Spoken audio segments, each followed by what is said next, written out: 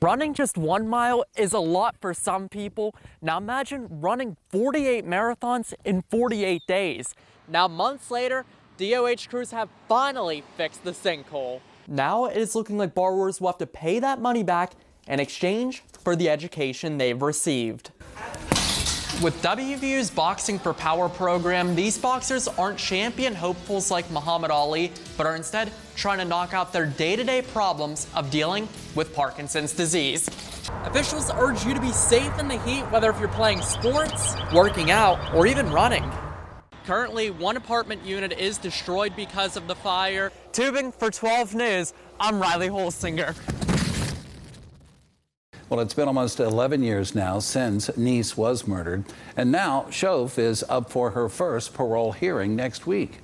Riley Holsinger spoke with Skylar Niece's father, Dave, at her memorial in Greene County, Pennsylvania, to hear his thoughts on the upcoming hearing. It's every parent's worst nightmare having their child murdered, but for Skylar Niece's parents, the thought of one of those killers being set loose makes it even worse. I wouldn't wish what I went through on the two people that put me through it. That's how bad this is. Rachel Schoaf is up for her first parole hearing on Tuesday at 10:30 a.m. Skylar's father, Dave, plans to testify against her. I absolutely want her in a room. I want her to hear everything I have to say. You know, she wants a second chance at life. Where's Skylar's second chance? Skylar didn't get one. She shouldn't get one either. She got second-degree murder because she's a rat. Schoaf assisted police in finding Niece's body in Brave, Pennsylvania, but she was also one of the reasons why Skylar was there in the first place. Rachel Schoaf acted like she's riding in on a white horse to save the day and showed us where Skylar was. She's also the one that put her here, so she deserves nothing. She got her deal. More than 32,000 people signed an online petition advocating for the parole board to keep Schoaf in prison. It means a lot to me because of the unity. You know, a lot of people think like I do. These days, Dave speaks to schools, churches, and prisons and hopes that what happened to his daughter won't happen again. In the prisons, I try to go a little bit different. I try to show them what the ripple effect of their crimes are. Because when you do something to somebody, it doesn't just affect that person. They have family, you have family, and in Skylar's case, the whole world's been affected, you know? When a person commits a crime against another person, the ripple effects behind that can go forever. Both of Skylar's parents plan to speak at the parole hearing on Tuesday. Reporting in Greene County, Pennsylvania, Riley Holsinger, 12 News. He has been amazing. He has fought since the day he was born. He is the true definition of a heart warrior. I did not realize how strong babies could be until we had him. Doctors detected that Kingston had multiple heart defects while his mother, Heather, was around 18 weeks pregnant. Doctors explained to her that it would be a multi-stage repair. It was the worst news we ever heard. We thought it was the end of the world. Kingston was born with hypoplastic right heart syndrome, which has a low survival rate for infants. Immediately, Kingston was in a fight for his life with his loved ones and the team at WVU Medicine Children's right in his corner. Less than 10 days old, he went into ECMO. He soon after had multiple open heart surgeries done to go along with many pediatric intensive care unit stays. I would not have Kingston if it was not for WVU. Nearly 8 months later, Kingston has become a celebrity within the facility. They are the best team possible. We walk in and everybody knows Kingston. Personally, they know him by name.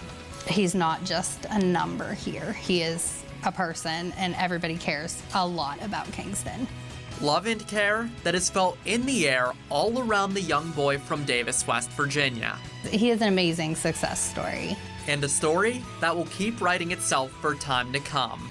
We've seen many different university and college presidents voice out their opinions regarding the recently signed campus carry law. Riley Holsinger hears from faculty and students from West Virginia University. I am against SB 10 because it's unsafe. The cons outweigh the goods. On Wednesday, Governor Jim Justice signed the campus carry bill into law. Now, students and faculty at West Virginia University are continuing to voice out their opinions in support of and against the bill. The bill allows those with a valid license to carry a concealed weapon in certain areas of campuses across the state. The bill goes into effect on July 1st, 2024. WVU President Gordon Gee voiced out his opinion against the bill Wednesday, but he isn't the only faculty member to do so. This is very, very worrisome. As a person who's devoted 40 years of my life to studying violence, there's serious cause for concern. A campus should be a place that's violence-free, that should be a place where people feel safe and comfortable and not have to worry about the risk of being a target of violent crime. The bill comes on the heels of a shooting at Michigan State that left 4 dead, including the shooter, and 5 injured last month. Some students told me they don't want to risk having that happen on their campus. Just to think someone like that could be here. They kind of just have to like sit there and be like, wow, someone could really just like flip the switch and there goes a classmate or something. I spent 2 hours on campus and spoke with a few students who are for the bill but didn't want to be on camera. One student who is for it told me that allowing students to conceal carry can limit the danger of an active threat situation like what happened at the West Freeway Church of Christ in Texas back in 2019. Other situations, maybe it is good to conceal like a weapon to protect yourself, but in this situation, I feel like it's not the best idea. In response to the bill, WVU will be creating a new campus safety group before it will be implemented. Bob Huggins has resigned as WVU's men's basketball head coach. This all follows Friday night's incident where Huggins was charged with driving under the influence by the Pittsburgh Police Department. Huggins blew a .21 on the breathalyzer test, which is nearly 3 times the legal limit in Pennsylvania. The incident occurred in Pittsburgh on Merchant Street before 8:30 p.m., where officers noticed Huggins' black SUV was in the middle of the road and blocking traffic with a flat and shredded tire, and that the driver's side door was open. Officers suspected Huggins was intoxicated and asked him to exit the vehicle. According to a police report, he was unable to explain why his tire was shredded, nor could he tell officers where he was or how he got there. Officers also noticed empty beer cans inside Huggins' vehicle. He went on to fail field sobriety tests and agreed to take a blood test at a hospital. Huggins was released from custody after the blood draw and will appear for a preliminary hearing at a later date. Huggins released a statement in regards to his resignation.